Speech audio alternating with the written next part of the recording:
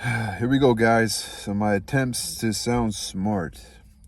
I got my laptop right here, and we're gonna Google some stuff if we need.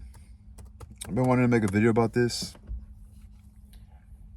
So I read a book called Free to Choose. I'm reading it, and one of the earlier chapters is spoke about the Great Depression. The Great Depression struck, which the Great Depression kind of could have been. Maybe we already had some sort of government spending, or I'm supposed to be. I'm not into my internet right now. I don't know why. Oh, no wonder. Some sort of central banking system, the Federal Reserve, the central bank, the Federal Reserve.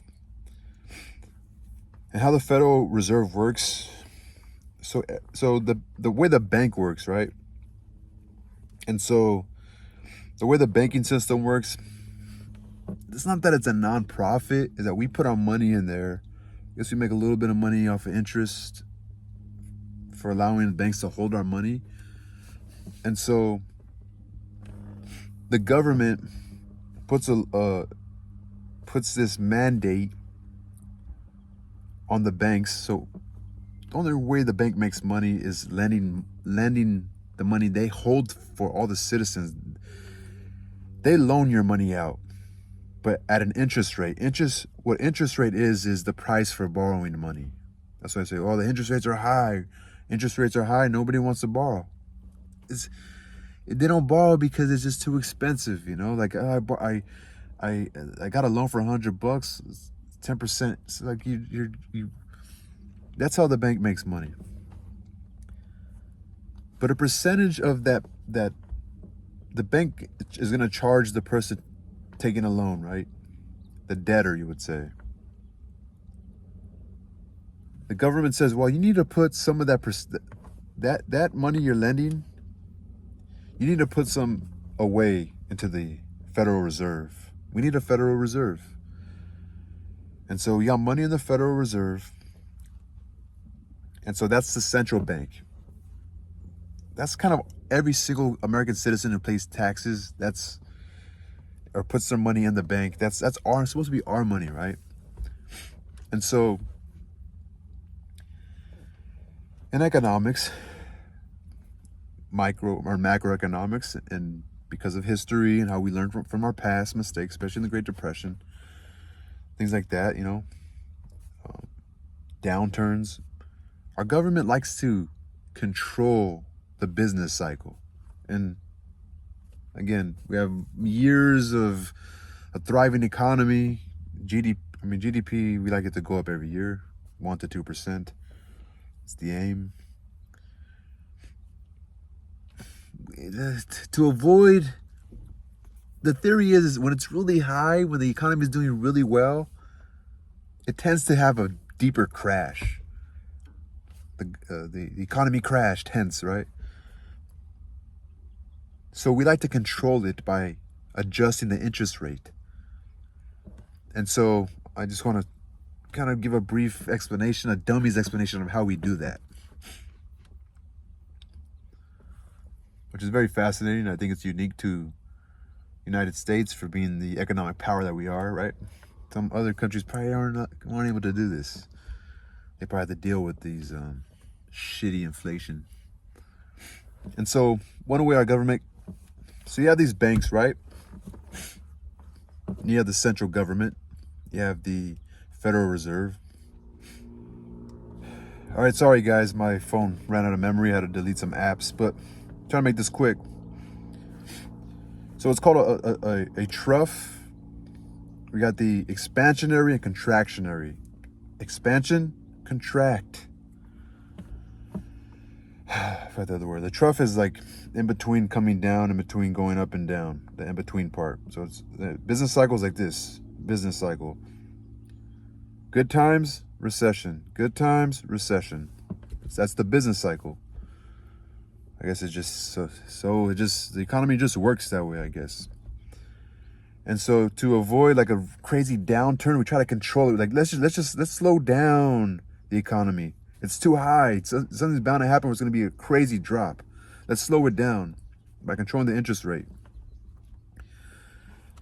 The law of supply and demand. The more expensive something, the less demand, right? Let's up the interest rate, slow down the economy, slow spending, right? Slow businesses down, slow production, you know? You don't want surplus, or you don't want a deficit or surplus. And what's the other one? We don't have enough. Forgot, but so what happens is, I don't know how we created this ingenious idea, but we have debt in our economy. And there's debt in our economy. And so we're allowed to buy these bonds, the debt. It sounds like a theory. It's almost make-believable, honestly. And so if we want to expand our GDP, to get our economy running well, when we're like in a deep hole, like a deep recession or something. And it's like America's debt is one of the most secure investments. Other countries invest in our debt. They buy bonds from us.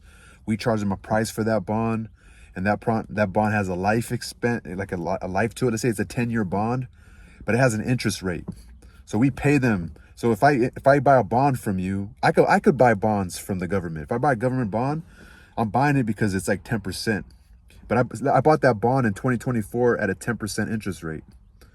But the thing is, I can sell that bond, or I make money 10% interest every year.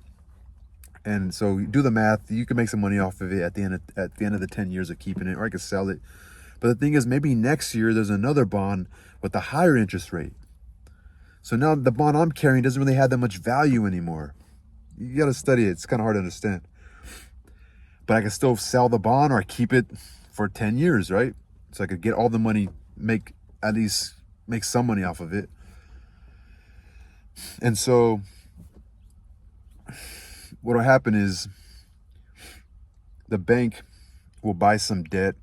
So if we want to slow down the amount of money that's actually in the economy, the bank will spend some of their cash and buy a bond from the government. So now there's less money in the economy, which slows it down, because there's not going to be enough. The interest rates will go up because there's less of something. It's more valuable, right? So the interest rates go up.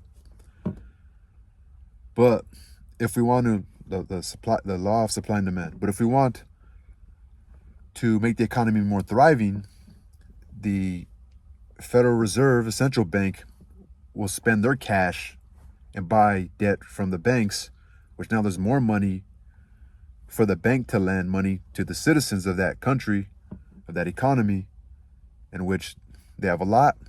They can sell it for cheaper, get people to buy it. People spend, the economy does better.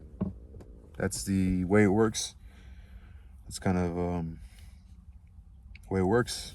Yeah, it's pretty. There's other. I mean, dude, there's different businesses. There's different.